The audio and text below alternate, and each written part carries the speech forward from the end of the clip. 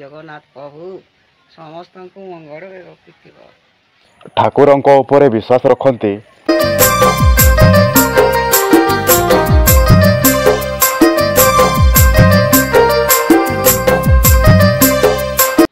ସିଏ ପରୋପକାରୀ ମଧ୍ୟ।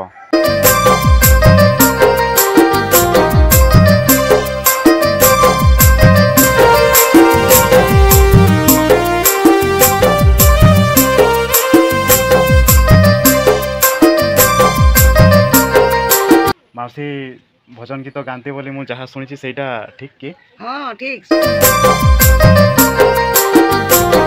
ମାଉସୀ ନମସ୍କାର। ହଁ ନମସ୍କାର।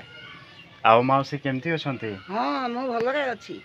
ହଁ ଆଉ ଏଇ ମାଉସୀକୁ ଆଜି ମୁଁ ପାଇଛି। ଆଉ ମୁଁ ତାଙ୍କ ବିଷୟରେ ଯେତିକି ଶୁଣିଛି ସିଏ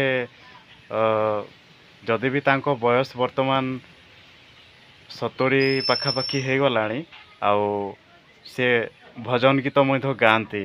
ହଁ ଚାଲନ୍ତୁ ମାଉସୀଙ୍କ କଣ୍ଠରୁ ଭଜନ ଗୀତଟିଏ ଶୁଣିବା। ହୁଏତ କାହାକୁ ଭଜନ ଗୀତ ପସନ୍ଦ ଲାଗିନପାରେ, ତ ମୋତେ ଯେହେତୁ ପସନ୍ଦ।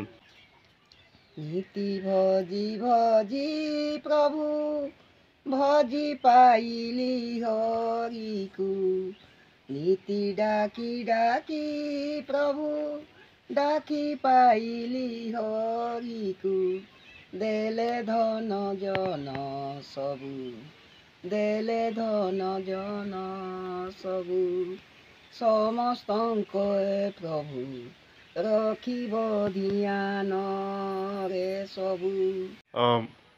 ମାଉସୀଙ୍କ କଣ୍ଠରୁ ତ ଗୀତ ଭଜନଟିଏ ଶୁଣିଲେ ମୋତେ ତ ବହୁତ ଭଲ ଲାଗିଛି। ଆଉ ମାଉସୀ ମୋତେ ବହୁତ ଭଲ ଲାଗିଲା ଗୀତଟି। ଆଉ କେବେଠୁ ଏମିତି ଗୀତ ସବୁ ଗାଆନ୍ତି? ହଁ ଯେଉଁଠୁ ଆମେ ପୂଜା ପାଠ ହେଉଛି ସେଇଠୁ ଗାଉଛୁ। ହଁ ତେଣୁ ଖୁବ୍ ସୁନ୍ଦର। ସିଏ ଏକୁଟିଆ ରୁହନ୍ତି। ଆଉ ଏକୁଟିଆ ରୁହନ୍ତି କେବେ କେବେ ତାଙ୍କ ମନ ଭଲ ନହେଲେ କିମ୍ବା ଏମିତି ହିଁ ସିଏ ଭଜନ ଗୀତ ସିଏ ନିଜକୁ ଗାଇକି ମାନେ ଖୁସି ହୋଇଥାନ୍ତି। ହଁ ନିଜେ ଗାଇ ଗାଇ ଖୁସି ହଉଥାଇ। ହଁ ଜଗନ୍ନାଥ ପ୍ରଭୁ ସମସ୍ତଙ୍କୁ ମଙ୍ଗଳରେ ରଖିଥିବ। ହଁ ଆଉ ଏଇ ମାଉସୀ ଜଣକ ସମସ୍ତଙ୍କର ମଙ୍ଗଳ କାମନା କରୁଛନ୍ତି ପ୍ରଭୁ ଜଗନ୍ନାଥଙ୍କ ନିକଟରେ।